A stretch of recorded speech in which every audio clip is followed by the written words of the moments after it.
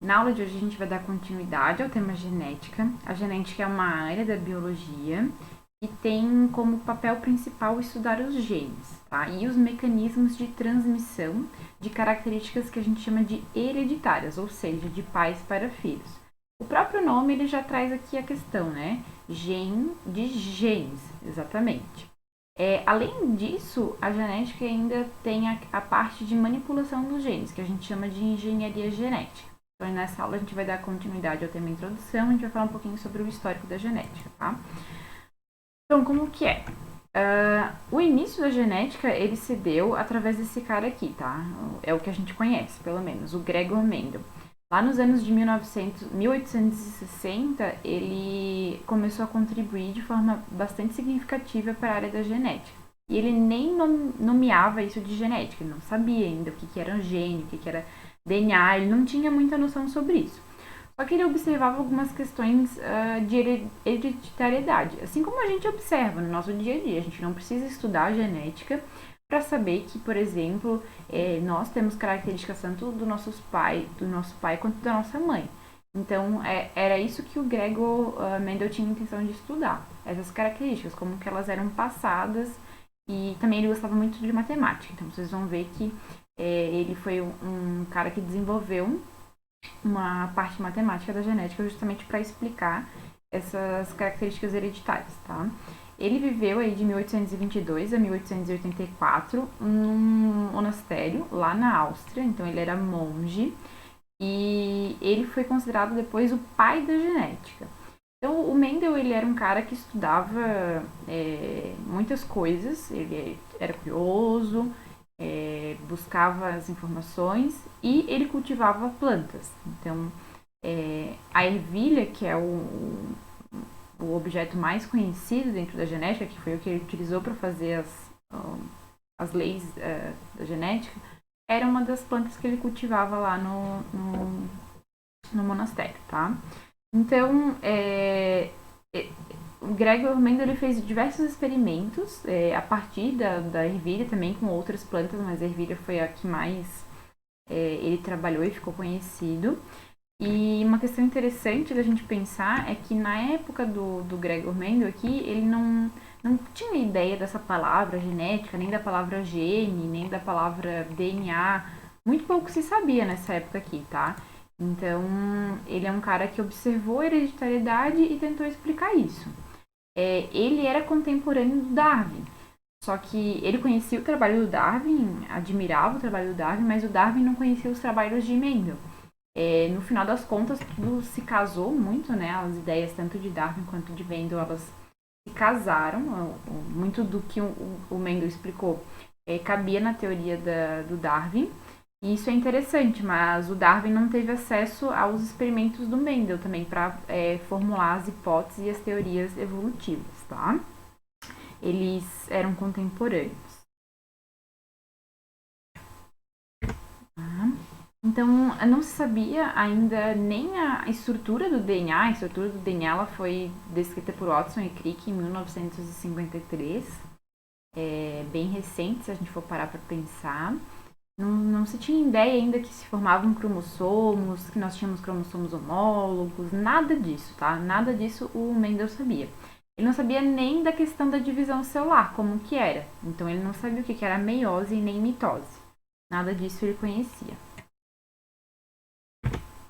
Então o Mendel era um cara que estudou por mais ou menos aí, 20 anos, várias variedades de ervilha ele cultivava e ele conseguiu no final do trabalho dele 33 variedades de ervilha, fazendo cruzamentos genéticos. Então isso também é bem interessante. Então por que Mendel escolheu as ervilhas para trabalhar? Será que ele gostava de um caldo verde de ervilhas, ele gostava de botar ervilha no cachorro quente, ele simpatizava com as ervilhas? Por que ele escolheu trabalhar com as ervilhas? Bom, a gente tem que pensar que para um ser humano estudar alguma coisa, para um único ser humano poder tirar conclusões de experimentos, ele precisa de uma coisa que seja rápida, né? Porque nós, seres humanos, não temos uma vida eterna aqui na Terra. Então, ele precisava de algo que fosse rápido de gerar novos descendentes. Bom, a ervilha, ela tem um ciclo de vida de mais ou menos 70 dias, assim como diversas plantas têm um ciclo de vida bastante curto. Se ele quisesse, por exemplo, analisar isso em seres humanos, será que seria fácil para só o Mendel estudar? Não, né? Ele não chegaria nenhuma dessas conclusões que ele chegou estudando só os humanos, porque a gente tem um ciclo de vida muito longo. A gente, vamos pensar num ciclo de vida curto, né? A cada 20 anos, mais ou menos, uma geração.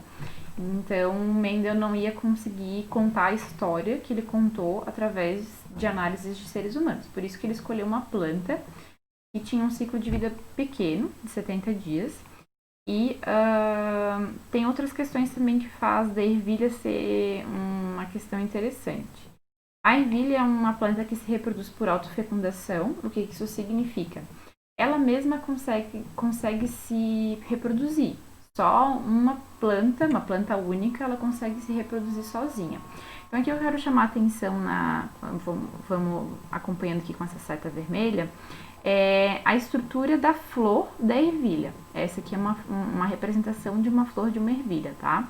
Então aqui no meio a gente tem um ovário e a gente vai ter nesse ovário a produção dos óvulos. E aqui então é a parte feminina, que a gente diz da flor dessa planta. E na mesma planta, na mesma flor, a gente vai ter a parte masculina. Aqui então tá o filete, isso aqui que eu tô seguindo, e aqui a antera. Nessa antera é a estrutura onde ficam os grãos de pólen. Os grãos de pólen são como se fossem os espermatozoides da ervilha, e aqui vão estar os óvulos. Então, qualquer coisa que acontece, um vento pequeno, algum inseto que pousa na planta, esses grãos de pólen eles caem aqui dentro do estigma e chegam até o óvulo dessa flor, aí ocorrendo então a autofecundação. Sempre é assim, sempre se autofecunda, então não tem variabilidade, não tem troca? Não, tá? Pode acontecer também desses grãos de pólen percorrerem longas distâncias e fecundarem outras plantas. E também pode ser feito isso pela ação humana. Então é uma outra característica que ele utilizou, favoreceu ele escolher a ervilha, é porque elas conseguem, a flor é bem fácil de manusear, de manipular. Então ele consegue tirar aqui os grãos de pólen da flor da ervilha, de uma ervilha, e colocar dentro do ovário de uma outra ervilha. Então ele consegue fazer esse cruzamento também entre plantas diferentes, tá? Então ela tem uma fácil polinização, o desenvolvimento é rápido, é 70 dias o ciclo. Também gera um grande número de descendentes, então uma planta consegue gerar várias sementes para depois seguir para outras reproduções, outros cruzamentos. E tem características hereditárias bem visíveis, que a gente consegue observar a olho nu e que elas são bem contrastantes. E isso é interessante para as observações que ele fez, tá? Então, vamos lá. Aqui só algumas dessas características que são observáveis e que o Mendel conseguiu estudar. Então, por exemplo, aqui na primeira coluna a gente tem o caráter, que é como se fosse o fenótipo, forma da semente. Então, a forma da semente das ervilhas pode ser ou lisa ou rugosa. E aí aqui também tem um outro nome que eu quero chamar a atenção de vocês, que é aspecto dominante e aspecto recessivo. Na aula passada eu falei sobre dominância e sobre recessividade.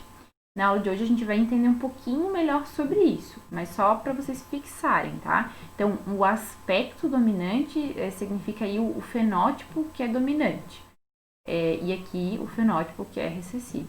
E que é dado por um genótipo. Nesse caso aqui é um genótipo recessivo.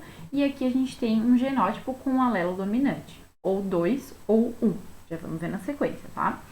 Outra característica, cor dos cotilédones da semente. Ou ela é amarela ou ela é verde. Cor do tegumento, da casca da semente, pode ser cinza ou pode ser branca. A cor da flor pode ser púrpura ou pode ser branca. Isso aqui eram as variedades que o Mendel tinha lá, tá? Mas existem outras cores de flor de ervilha hoje em dia. Posição da flor. E aí é uma questão de botânicos que vão entender melhor, tá? Ela pode ser axilar ou seja, ela vai estar no meio do galho, ou ela pode ser mais terminal, vai estar bem na pontinha do galho. Forma do fruto, da vagem, ele pode ser liso e estufado, ou ele pode ser ondulado e achatado. Também a cor do fruto, a cor da vagem, que a vagem é o fruto da ervilha, pode ser verde ou pode ser amarelo. E também a altura do caule, que pode ser alto ou pode ser baixo. Tá? Então, vamos lá, aqui tem essa tabelinha que eu acabei de explicar para vocês, e aqui é uma das espécies que ele estudava lá, a Psonus sativum. Então, como que o Mendel ele pensou, tá? Ele pegou e ele queria cruzar ervilhas e verificar o que poderia acontecer. Então, vamos pensar numa única característica daquelas que a gente mostrou aqui, né? E esse primeiro exemplo que eu vou dar é a questão da cor dos cotilédones da semente, se é amarelo ou se é verde, tá? Então, ele pegou e ele plantas que ele sabia que davam sementes de cor amarela, ele cultivou, e plantas que ele sabia que davam sementes verdes, ele cultivou. Ele cultivou sempre por autofecundação. Então, ele fez ali aquela coisa da próprio pólen aqui, germinar, cair aqui no ovário e germinar, fazer a fecundação aqui. Então, ele fez essa autofecundação com 2 grupos. Um grupo que ele sabia que dava sementes amarelas e um outro grupo que ele sabia que dava sementes verdes. E ele fez autofecundação por algum tempo, por alguns ciclos. E ele considerou essas plantas como puras. Então, aquele grupo das sementes amarelas só dava sementes amarelas. Aquele grupo das sementes verdes só dava sementes verdes. Isso ele fez para todas aquelas características, tá? Então, ele fez, por exemplo, também para a semente ser lisa ou a semente ser rugosa. Ele pegou um exemplar de uma planta que deu todas as sementes lisas, autofecundou por várias vezes, por várias gerações, até que ele tivesse certeza que aquela planta, por autofecundação, ou seja, ela fecundando ela mesma, só dava sementes lisas. E um outro grupo com sementes rugosas, tá? Então, ele conseguiu fazer isso para várias características e por algumas gerações para ele ter certeza de que aquela característica era pura, aquela planta era pura. Tendo as duas variedades puras, ele foi e fez um cruzamento que a gente chama de fecundação cruzada. Então, vejam aqui, ó, a geração parental que a gente diz, que é a geração P, ou geração dos pais, era justamente de uma planta pura lisa e uma planta pura rugosa. E aí ele cruzou essas duas sementes. Como que ele fez isso? Ele pegou as duas plantas, né? Uma planta que dava lá Aqui a gente está representando com uma flor roxa e uma flor branca, mas a gente tem que pensar que é a outra característica que a gente está estudando. A gente está estudando se a semente vai ser lisa ou se a semente vai ser rugosa, tá? Então, aqui é só para representar. Então, ele pegou uma planta que tinha a flor que dava a semente lisa e cruzou com a outra planta que tinha a semente rugosa. Então, ele pegou o pólen de uma e colocou dentro do ovário da outra, tá? E isso aí independe, tá? Independe se pegou o pólen dessa aqui ou o pólen dessa aqui, tá? Ele cruzou e os descendentes dessa fecundação cruzada, ele observou que eram todas com sementes lisas. Então, as plantas que se originaram desse cruzamento aqui eram plantas que davam sementes lisas. Vamos ver isso aí. Então, aqui está o cruzamento, ó. Semente lisa, né? E aqui a semente rugosa, proveniente de uma planta de linhagem pura. Ele pegou e cruzou, né? Pegou o pólen dessa lisa aqui, que era a geração parental, os pais, e botou lá no ovário dessa aqui, que era uma planta que gerava semente rugosa, e ocorreu a fecundação cruzada. Os filhos desses pais a gente chama de F1 ou geração F1. Então, aqui a gente tem a geração de sementes F1. Mendel observou que esse cruzamento dava sementes somente lisas. Então, a prole desses dois pais, veja, um pai tinha semente lisa e outro pai tinha semente rugosa. Os filhos desse cruzamento davam sementes lisas somente. Então, ele colocou que a geração F1 ela não é pura, a gente chama ela de híbrida, porque justamente ela é um cruzamento de algo puro com outro algo que é puro. E daí ele fez essa observação, que todas as sementes eram lisas, e se questionou, será que não vai mais existir sementes rugosas desse cruzamento? Então vamos para a sequência. A característica que se manifesta, então, nas gerações que se formam de linhagens puras, a gente diz que é a característica dominante. Então, por isso que lá naquela outra tabela, a gente tinha isso aqui, né? Aspecto dominante e aspecto recessivo. Bom, então, o que aparece na F1 é justamente o aspecto dominante, que aqui também é a questão da semente lisa. Já o outro aspecto que não aparece na F1, proveniente de um cruzamento entre duas plantas puras, a gente diz que é recessivo. E aí eles perguntou, será que o aspecto rugoso que é recessivo desapareceu? Aí ele pegou e cruzou esses filhos dessa geração F1. Todos eles eram híbridos, né? Eles não eram mais puros, eles tinham aí a genética dos dois lados. Então, ele pegou esses indivíduos aqui, todos com semente lisa, e ele fez uma autofecundação. Então, uma planta que deu, que essas sementes lisas estavam sendo formadas, se autofecundou. E aí, ele observou que a geração seguinte, que a gente chama aqui de F2, tinha uma característica diferente dessa da F1. Não eram mais todas sementes lisas, tinha ali algumas sementes rugosas.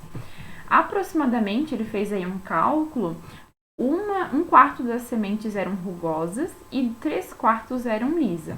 Isso aqui é o resultado do primeiro experimento que ele fez, tá? Então, ele contabilizou 5.474 sementes lisas e 1.850 sementes rugosas, o que é igual isso aqui, né, proporcionalmente. Então, ele observou que essas taxas, né, de 75% do caráter dominante, que era a semente ser lisa, e também 25% do caráter recessivo, que é ser semente rugosa, são as que se obtêm sempre que se cruza ali a geração F1, tá? Então, é o resultado da F2. E em cruzamentos sempre que são nesse sentido, tá? Se faz um cruzamento diferente, se faz, por exemplo, um cruzamento de uma planta que é pura com uma planta híbrida, vai dar uma coisa diferente. Vai dar um resultado diferente. Essas proporções aqui, elas não se mantêm. Mas sempre que a gente pega dois indivíduos que são puros, de linhagens puras, cruza, e aí cruza os filhotes dessa geração parental, a gente vai ter uma F2 com essa porcentagem. 75% vai ser de sementes ou qualquer outra característica, né? A característica dominante, e 25% vai ser a característica recessiva, tá? Aí ele explicou esse resultado. Como que ele explicou esse resultado? Bom, ele não tinha ideia ainda de que de mitose, de meiose, nada disso. Hoje a gente sabe que as ervilhas, elas são seres diploides, elas têm duas cópias do mesmo cromossomo. Então, os cromossomos homólogos, eles apresentam os mesmos locus gênicos, que a gente chama, que é aquilo que a gente falou na aula anterior. Locus gênico é aquela região onde está um genótipo. Então, se um determinado lugar do cromossomo é ocupado por um gene, no outro cromossomo, no cromossomo homólogo dele, vai ter o mesmo gene. A gente tem que sempre pensar isso. Então, no cromossomo que eu recebi do meu pai, no cromossomo que eu recebi da minha mãe, que são homólogos, eu tenho lá uma região que é idêntica entre esses cromossomos. Vai ter idêntica no sentido assim, vai ter o mesmo gene. Porém, eles podem ter variantes desse gene, que a gente chama de alelos. A gente já viu isso na aula passada também. Então, os alelos é que são as variantes. Se eu tenho dois cromossomos, eu tenho duas possibilidades aí de alelos. Nesse caso, eles são, por exemplo, né, da característica da semente, se ela é lisa ou se ela é rugosa, são duas possibilidades de alelos. Então, que combinações que a gente pode ter, sendo que a gente tem dois cromossomos? Bom, a gente pode ter essa combinação aqui, que é a primeira, essa aqui que é a segunda e essa aqui que é a terceira. Agora, eu vou começar a falar da seguinte forma. Rzão, Rzão, Rzão, Rzinho e Rzinho, Rzinho. Isso aqui é uma letra que eu escolhi. Poderia ter sido L, poderia ter sido B, poderia ter sido qualquer letra para representar. Não é isso aqui que está lá no cromossomo. Isso aqui é uma forma da gente representar o genótipo, para ficar mais didático, para a gente entender melhor, tá? Então, a partir de agora eu vou sempre falar. Sempre que a gente tiver um genótipo que tem dois alelos, eu vou falar no aumentativo ou no diminutivo para cada tipo de alelo. Então, se a gente tem dois alelos iguais e são os alelos que condicionam a forma dominante, a gente diz que esses alelos eles são alelos dominantes, que é o alelo Rzão. Então, aqui a gente tem um indivíduo que ele vai ter o genótipo Rzão, Rzão, que é o genótipo dominante. Esse genótipo ele é homozigoto. Por que ele é homozigoto? Porque ele tem dois alelos iguais. Esse segundo cidadão aqui, ele vai ter um genótipo para essa característica Rzão, Rzinho. Esse genótipo, ele é heterozigoto, por quê? Porque ele é diferente, né? A gente tem um alelo Rzão e um alelo Rzinho. São dois alelos diferentes, portanto, esse indivíduo é considerado heterozigoto. E aqui, por fim, a gente tem o indivíduo que é Rzinho, Rzinho. Ele é homozigoto para o alelo recessivo. O que é isso de dominância e de recessividade? A gente já viu na outra aula, né? A gente observa isso, o que é dominante, o que é recessivo, justamente nesse menino aqui, ó, no híbrido. A gente olha para o híbrido e a gente olha para o genótipo do híbrido. A gente aqui tá vendo que o genótipo desse híbrido, ele é um genótipo heterozigoto. Qual foi a característica desse genótipo? Qual foi o fenótipo? Bom, foi o fenótipo liso. Então, a gente consegue dizer que esse alelo aqui, o Rzão, ele é o alelo dominante, enquanto que o outro Rzinho é o alelo recessivo. Por quê? Porque o alelo recessivo, ele só dá a característica recessiva, ou seja, semente rugosa, quando ele está em dose dupla. Quando ele está em dose única, não. Quando está em dose única, quem vai agir é o alelo dominante, que é o Rzão. Então, aqui a gente consegue ver esses três tipos de genótipos. Porém, a gente está conseguindo observar somente dois tipos de fenótipos, que é a semente lisa e a semente rugosa. Então, em ervilhas, o caráter liso ele é determinado por um alelo dominante em relação ao outro alelo, que determina o aspecto rugoso. Isso aí foi o que eu acabei de falar. Então, o aspecto rugoso ele só se manifesta quando ele estiver em dose dupla. Se tiver um alelo dominante, ele não vai se manifestar. Aí a gente representa dessa forma aqui, como eu já falei para vocês. E a característica, a questão do fenótipo, a gente está observando dois fenótipos. O liso e o rugoso. O rugoso ele é dado por um único genótipo, o Rzinho, Rzinho. Já o caráter liso da semente ele é dado por dois genótipos, Rzão, Rzão, Rzão, Rzinho. É que só para relembrar esse conceito aqui eu já trouxe na aula passada para vocês de genótipo e fenótipo. Também já trouxe esses conceitos aqui na aula passada só para a gente relembrar. Homozigótico, homozigoto, homogamético, todos esses nomes vocês vão encontrar e significa a mesma coisa, tá? Então, indivíduos homozigóticos ou homozigotos são indivíduos que têm alelos iguais. Esse aqui é um indivíduo homozigótico e esse aqui também é um indivíduo homozigótico, porque ele tem alelos iguais para aquele mesmo gene. Já heterozigotos ou heterozigóticos, eles são indivíduos que possuem dois alelos diferentes para aquele gene. Então, aqui temos um indivíduo que é heterozigoto. Só para reforçar a ideia de como foi feito esse cruzamento e qual é a questão, qual é a relação com aquilo que a gente estava aprendendo de meiose, de geração de gametas. Então, aqui a gente tem um cruzamento entre dois pais, um pai puro para a semente lisa. Dizer que ele é puro significa que ele é homozigoto dominante. E aqui tem um dos pais que é homozigoto recessivo, tá? Os dois também são puros. Eles vão cruzar. Bom, aí a gente tem que pensar que quando ele quer cruzar com alguém, ele precisa primeiro produzir os seus gametas. Então imaginem que aqui nesse indivíduo tem uma planta e ela está formando gametas. E aqui da mesma forma, a gente tem uma planta formando gametas. Esses gametas lá na formação, na parte reprodutiva dessas plantas, a formação deles, eles vão passar por um processo de divisão que a gente já conhece, que é a meiose. A meiose a gente também já viu que ela origina de uma célula, ela faz se originar 4 células. De uma célula diploide, como por exemplo no caso dos humanos, 46 cromossomos, nós temos um resultado final de 4 células com 23 cromossomos. No caso das ervilhas acontece a mesma coisa, ela vai diminuir pela metade a quantidade de cromossomos.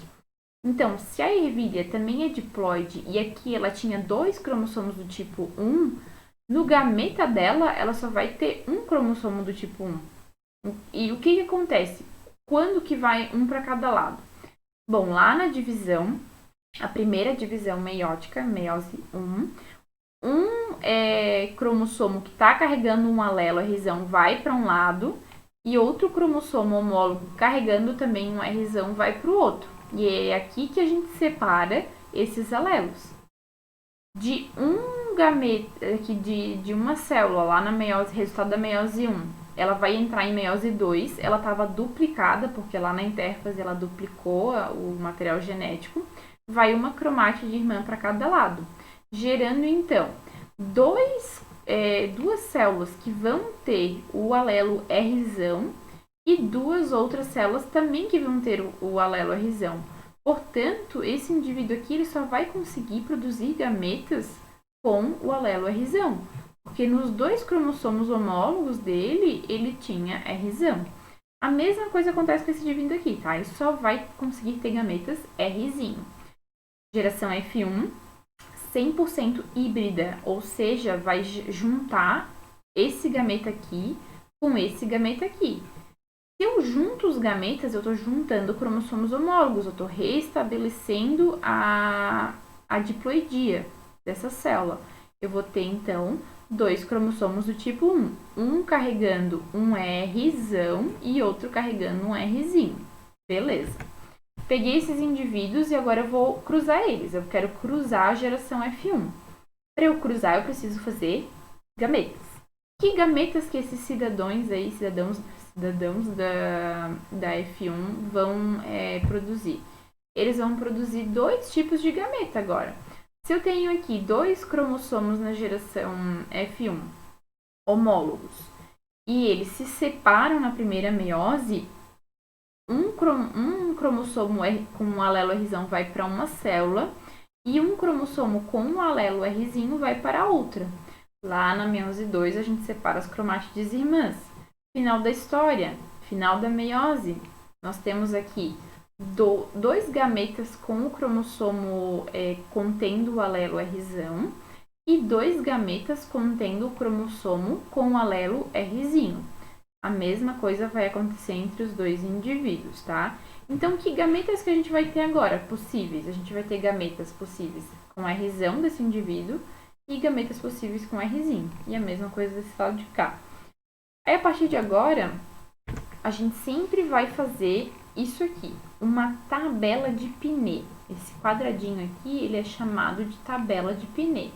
Pinet foi um cara que elaborou essa tabela aqui para facilitar os estudos do Mendel. Então, o que essa tabela vai fazer para a gente? Essa tabela, ela vai... a gente vai colocar as possibilidades de gametas que vão existir desse cruzamento e a gente vai conseguir ver qual é a probabilidade de nascer semente lisa ou semente rugosa ou qualquer outra característica, tá? Então, aqui, ó, na linha superior e na coluna mais à esquerda, a gente sempre coloca os gametas. Bom, se são 4 possibilidades de gametas, né, a gente sempre, e no máximo 2 tipos, a gente vai sempre formar essa tabela com 2 tipos aqui e 2 tipos aqui. Lembrem-se, né? Cada um deles vai ser um indivíduo. Então, até na hora de desenhar isso no caderno de vocês, eu sugiro que divida essa célula aqui, que está escrito gametas, divida em 2. Pode passar um traço assim na diagonal aqui. Aí, coloca aqui o símbolo de fêmea e aqui embaixo o símbolo de macho, para a gente saber sempre que uma linha é de uma pessoa e a coluna é de outra pessoa. E o que está na linha e o que está na coluna são as possibilidades de alelos daqueles gametas. Então, a fêmea, por exemplo, aqui ela vai ter a possibilidade, a fêmea F1 vai ter a possibilidade de produzir gameta contendo Rzinho, e vai ter a possibilidade de produzir um gameta contendo Rzinho. A mesma coisa vai acontecer para o macho, porque ele é igual. Lembre-se, né? Lá a geração F1, ela é toda Rzão, Rzinho. Aí, beleza, a gente colocou ali. E agora, pessoal, é só cruzar. Cada uma dessas células aqui do meio, ela é o conjunto da união dessa coluna aqui, desse dado dessa coluna, com o dado da linha. Então, a gente vai fazer a seguinte junção. Essa linha aqui doou para essa célula aqui o Rzão e a coluna também doou o Rzão. Portanto, ela tem um genótipo Rzão, Rzão. Vamos para o próximo. O próximo aqui, essa linha doou o Rzão e a coluna doou o Rzinho. Portanto, a gente tem um indivíduo Rzão, Rzinho. Aqui, esse aqui de baixo. A gente tem aqui ele doando o Rzinho na linha e o Rzão na coluna, Rzão, Rzinho.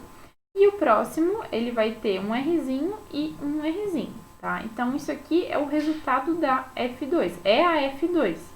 É o resultado do cruzamento de 2 indivíduos da F1. Vejam aqui, né? A gente tem aí coisas que a gente pode olhar. Nós temos 3 indivíduos, não necessariamente esse quadro de Pinet, geralmente, vocês vão ver que, por exemplo, aqui nesse caso que a gente está analisando 2 possibilidades de alelos, que a gente tem Rzão e Rzinho, a gente vai ter uma tabela com 4 células, resultando 4 células. A gente pode pensar que são 4 filhos, mas obviamente na natureza não acontece assim, né? Não necessariamente a gente vai ter 4 filhos. Mas isso aqui é só para a gente ter uma probabilidade, a gente pensar numa provável probabilidade da ocorrência de algum fato. Então aqui a gente sempre representa com 4 filhotinhos.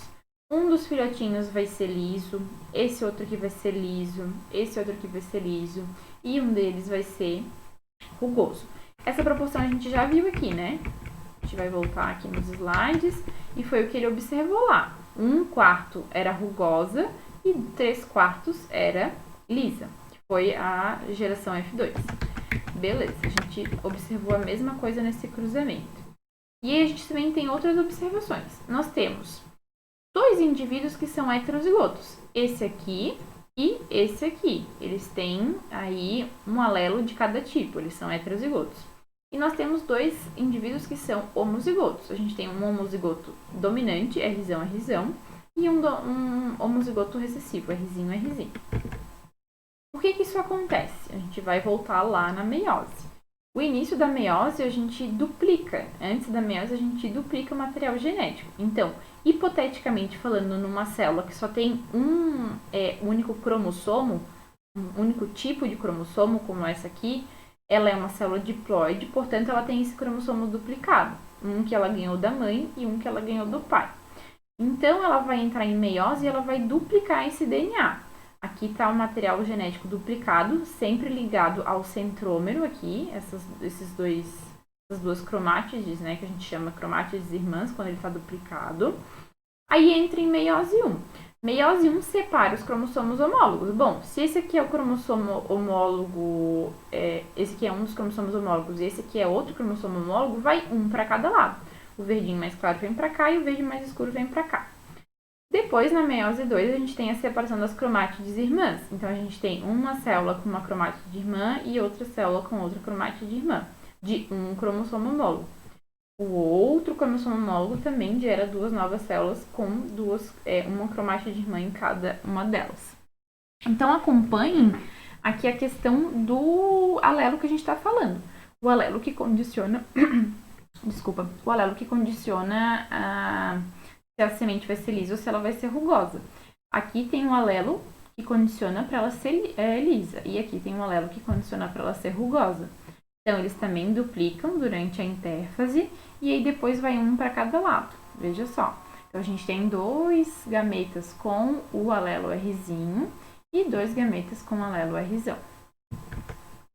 Aí o Mendel, chegando a uma conclusão desses estudos, ele bolou a primeira lei dele, que a gente chama de primeira lei de Mendel. Então ele falou assim, ó, dessa forma mesmo, tá? Cada caráter é determinado por um par de fatores e estes se separam na formação dos gametas, que são sempre puros.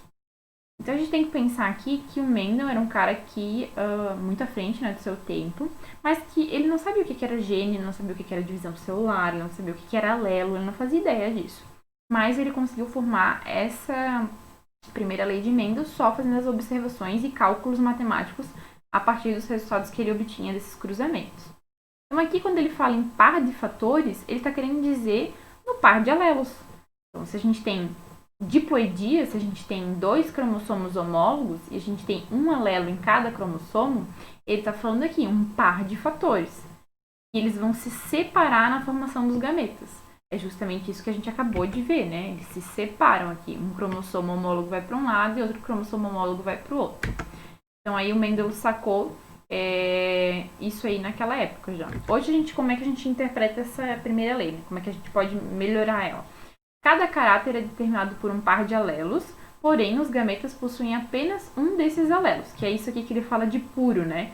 Ele é puro porque ele só tem um dos alelos. Ele não pode ter 2 tipos diferentes, ele só tem um. Ou seja, podem transmitir somente uma informação genética para esse caráter. Então, pensando no caráter semente lisa ou rugosa, cada gameta ele só vai passar para a próxima geração um alelo daquela característica. Porque a fecundação ela é a partir de 2 gametas, um da parte feminina e um da parte masculina.